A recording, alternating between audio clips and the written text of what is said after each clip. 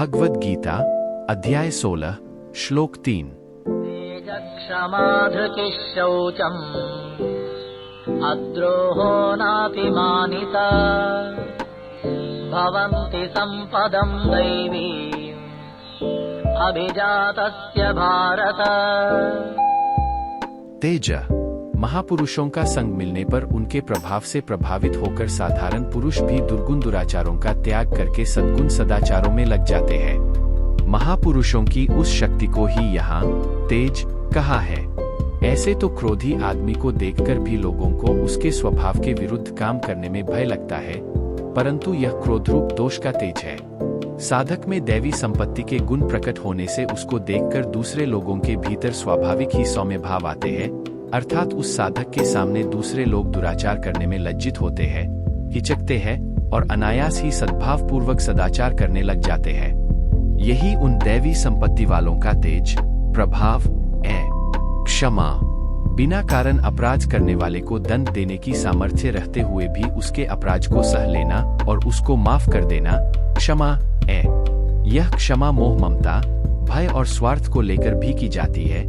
जैसे पुत्र के अपराध कर देने पर पिता उसे क्षमा कर देता है, तो यह क्षमा मोह ममता को लेकर होने से शुद्ध नहीं है।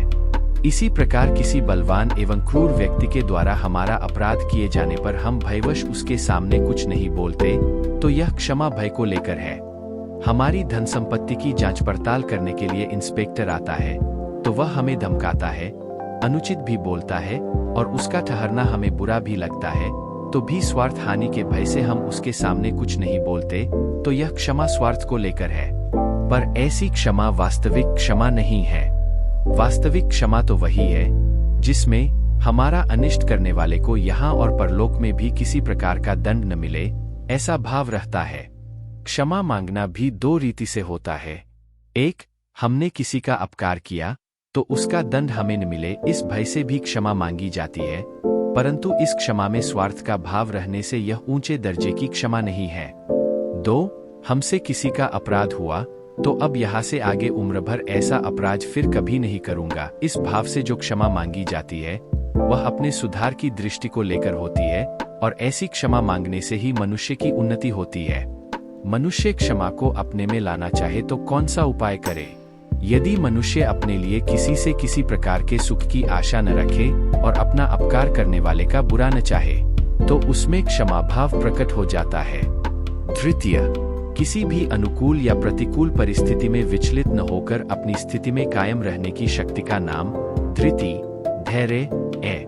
वृत्तियां सात्विक होती है तो धैर्य ठीक रहता है, और वृत्तियां राजसी तामसी होती है तो धैर्य वैसा नहीं रहता। जैसे बद्री नारायण के रास्ते पर चलने वाले के लिए कभी गर्मी चढ़ाई आदि प्रतिकूलताएं आती है और कभी ठंडक उतराई आदि अनुकूलताएं आती है, पर चलने वाले को उन प्रतिकूलताओं और अनुकूलताओं को देखकर ठहरना नहीं है, प्रत्युत हमें तो बद्री नारायण पहुंचना है। इस उद्देश्य से धैर्य और तत्परता पूर्वक चलते रहना है। ऐसे ही साधक को अच्छी मंदी वृत्तियों और अनुकूल प्रतिकूल परिस्थितियों की ओर देखना ही नहीं चाहिए। इनमें उसे धीरज धारण करना चाहिए, क्योंकि जो अपना उद्देश्य सिद्ध करना चाहता है वह मार्ग में आने वाले सुख और दुख को नहीं देखता। शौचम बाह्य शुद्धि एवं अंतः शुद्धि का नाम शौच है। परमात्म प्राप्ति का उद्देश्य रखने वाला साधक बाह्य शुद्धि का भी ख्याल रखता है, क्योंकि बाह्य शुद्धि रखने से अंतःकरण की शुद्धि स्वतः होती है, और अंतःकरण शुद्ध होने पर बाह्य शुद्धि उसको सुहाती नहीं। इस विषय पर पतंजलि महाराज ने कहा है, शौच से साधक की अपने शरीर में घृणा अर्थात अपवित्र बुद्धि और दूसरों से संसर्ग न करने की इच्छा होती है। तात्पर्य यह है कि अपने शरीर को शुद्ध रखने से शरीर की अपवित्रता का ज्ञान होता है।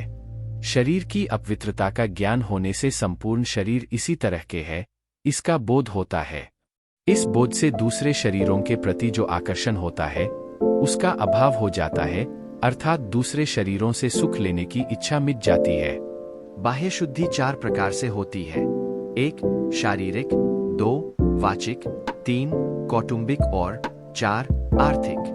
एक, शारीरिक शुद्धि प्रमाद, आलस्य, आराम तलबी, स्वाद शौकीनी आदि से शरीर अशुद्ध हो जाता है, और इनके विपरीत कार्य तत्परता, पुरुषार्थ, उद्योग, सादगी आदि रखते हुए आवश्यक कार्य करने पर शरीर शुद्ध हो जाता है। ऐसे ही जल, मृत्तिका आदि से भी शारीरिक शुद्धि होती है। 2. वाचिक शुद्धि। झूठ बोलने, कड़वा बोलने, वृक्षा बकवाद करने, निंदा करने, चुगली करने आदि से वाणी अशुद्ध हो जाती है। इन दोषों से रहित होकर सत्य, प्रिय एवं हितकारक आवश्यक वचन बोलना, जिससे दूसरों की पारमार्थिक उन्नति होती हो और देश, ग्राम, मोहल्ले, परिवार, कुटुंब आदि का हित होता हो, और अनावश्यक बात न करना, यह वाणी की शुद्धि है। 3. कौटुंबिक शुद्धि। अपने बाल बच्चों को अच्छी शिक्षा देना, जिससे उनका हित हो, वही आचरण करना। कुटुंबियों का हम पर जो न्याययुक्त अधिकार है, उसको अपनी शक्ति के अनुसार पूरा करना। कुटुंबियों में किसी का पक्षपात न करके सबका समान रूप से हित करना, यह कौटुंबिक शुद्धि है। 4. आर्थिक शुद्धि।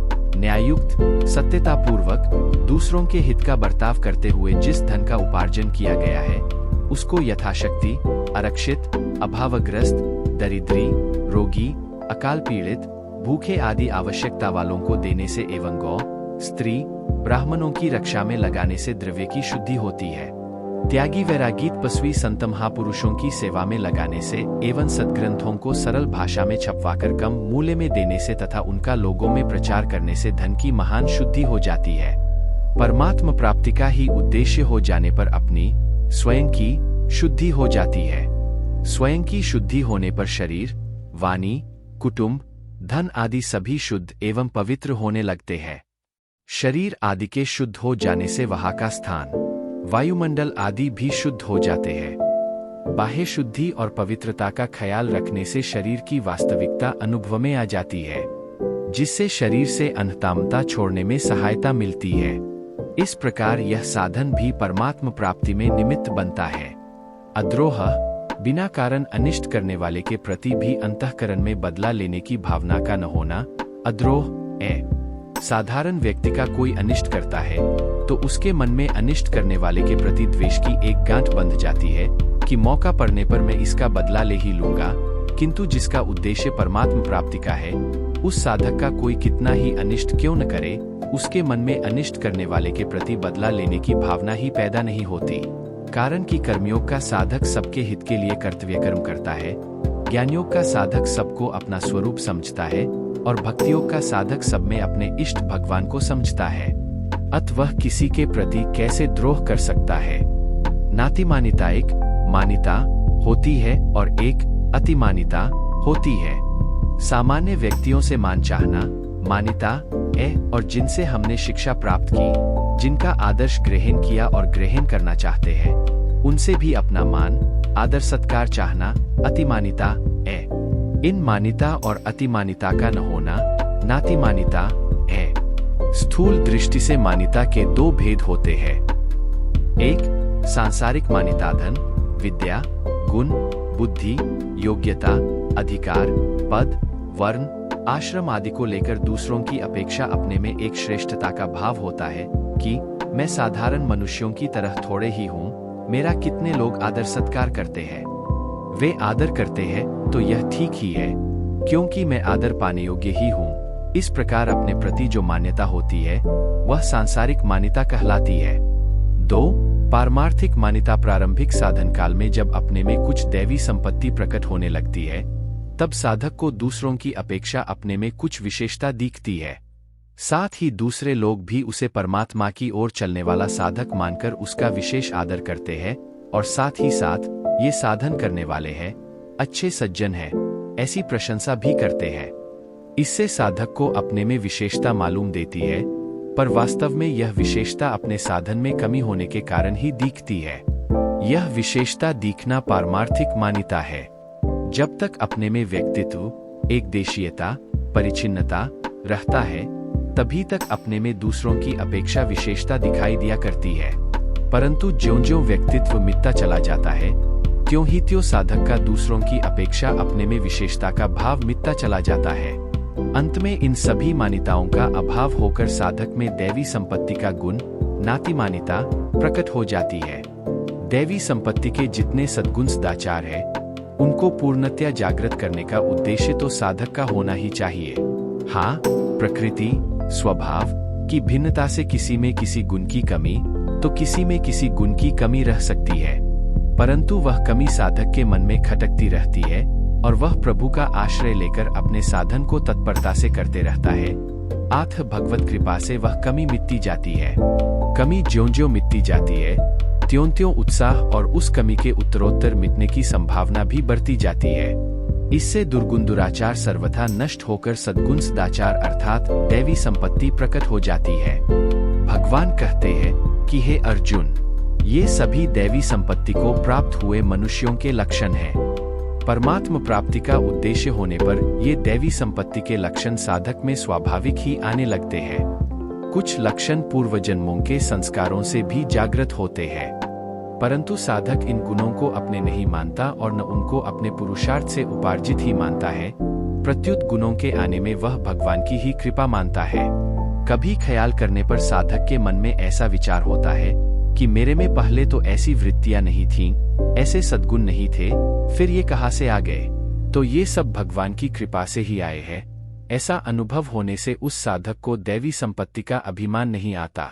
साधक को दैवी संपत्ति के गुणों को अपने नहीं मानना चाहिए, क्योंकि यह देव परमात्मा की संपत्ति है, व्यक्तिगत अपनी किसी की नहीं है। यदि व्यक्तिगत होती तो यह अपने में ही रहती, किसी अन्य व्यक्ति की नहीं रहती। इसको व्यक्तिगत मानने से ही अभिमान आता है। अभिमान आसुरी संपत्ति का मुख्य लक्षण है। अभिमान की छाया में ही आसुरी संपत्ति का मुख्य लक्षण है। अभिमान की छाया में ही आसुरी संपत्ति के सभी अवगुण रहते हैं।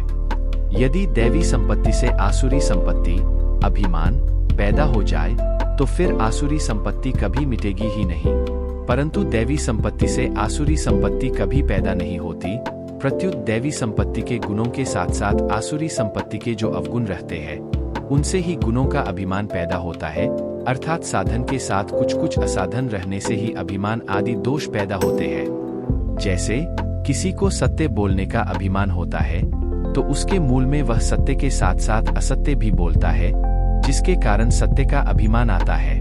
तात्पर्य यह है कि दैवी संपत्ति के गुणों को अपना मानने से एवं गुणों के साथ अवगुण रहने से ही अभिमान आता है। सर्वथा गुण आने पर गुणों का अभिमान हो ही नहीं सकता। यहाँ दैवी संपत्ति कहने का तात्पर्य है कि यह भगवान की संपत्ति है। आथ भगवान का संबंध होने से, उनका आश्रय लेने से शरणागत भक्त में यह स्वाभाविक ही आती है। जैसे शबरी के प्रसंग में राम जी ने कहा है, मनुष्य देवता, भूत पिशाच, पशु पक्षी, नारकीय जीव, कीट पतंग, लतावृक्ष आदि जितने भी स्थावर जंगम प्राणी है, उन सब में अपनी अपनी योनि के अनुसार मिले हुए शरीरों के रुग्ण एवं जीर्ण हो जाने पर भी मैं जीता रहूं, मेरे प्राण बने रहें, यह इच्छा बनी रहती है। इस इच्छा का होना ही आसुरी संपत्ति है। त्यागी वैरागी साधक में भी प्राणों के बने रहने की इच्छा रहती है, परंतु उसमें प्राण पोषण बुद्धि, इंद्रिय लोलुपता नहीं रहती, क्योंकि उसका उद्देश्य परमात्मा होता है, न कि शरीर और संसार। जब साधक भक्त का भगवान में प्रेम हो जाता है, तब उसको भगवान प्राणों से भी प्यारे लगते हैं। प्राणों का मोह न रहने से उसके प्राणों का आधार केवल भगवान हो जाते हैं। इसलिए वह भगवान को प्राणनाथ, प्राणेश्वर, प्राणप्रिय आदि संबोधनों से पुकारता है। भगवान का वियोग न सहने से उसके प्राण भी छूट सकते हैं। कारण कि मनुष्य जिस वस्तु को प्राणों से भी बढ़कर मान लेता है, उसके लिए यदि प्राणों का त्याग करना पड़े तो वह सहर्ष प्राणों का त्याग कर देता है। जैसे पतिव्रता स्त्री पति को प्राणों से भी बढ़कर प्राणनाथ मानती है, तो उसका प्राण, शरीर, वस्तु, व्यक्ति आदि में मोह नहीं रहता। इसीलिए पति के मरने पर वह उसके वियोग में प्रसन्नता पूर्वक सती हो जाती है। तात्पर्य यह हुआ कि जब केवल भगवान में अन्य प्रेम हो जाता है तो फिर प्राणों का मोह नहीं रहता। प्राणों का मोह न रहने से आसुरी संपत्ति सर्वथा मिट जाती है और दैवी संपत्ति स्वतः प्रकट हो जाती है।